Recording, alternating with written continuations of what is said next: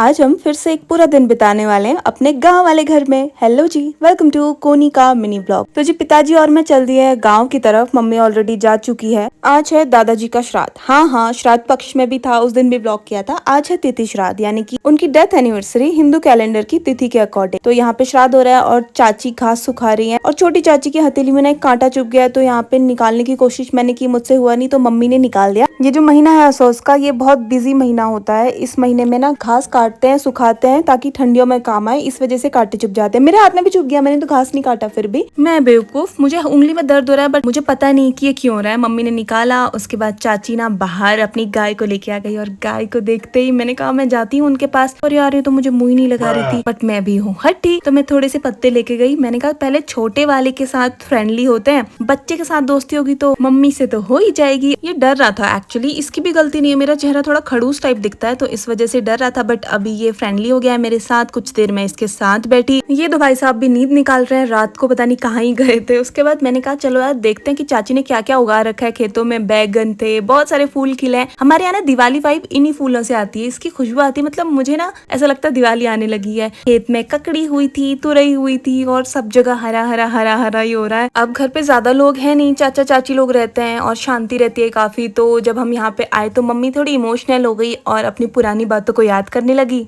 पहले ना यहाँ से लेके वहाँ तक गाय भैंस होती थी। बच्चों का हंगामा, बच्चे कोई यहाँ खेलते थे, कोई वहाँ खेलते थे, कोई रोता था, कोई हंसता था। हमको टाइम ही नहीं हुआ, हम तो इधर उधर ही हुए।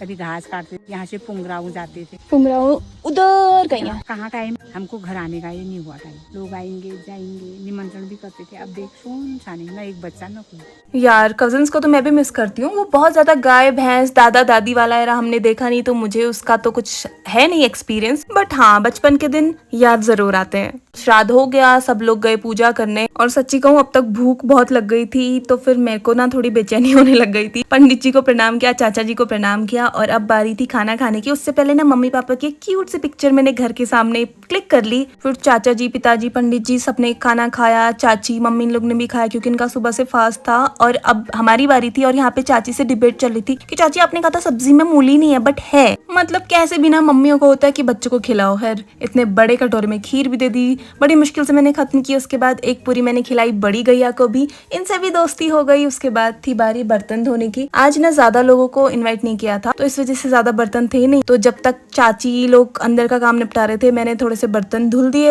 उसके बाद ना चाची ने इतना सब कुछ दे दिया कि इतने भारी भारी 3 बैग्स हो गए। अब इन भारी भारी बैग्स को ढो के मुझे रोड तक जाना। बैग्स में क्या है दिखाऊंगी कल। तो see you in the next mini vlog. Till then keep मुस्कुराना।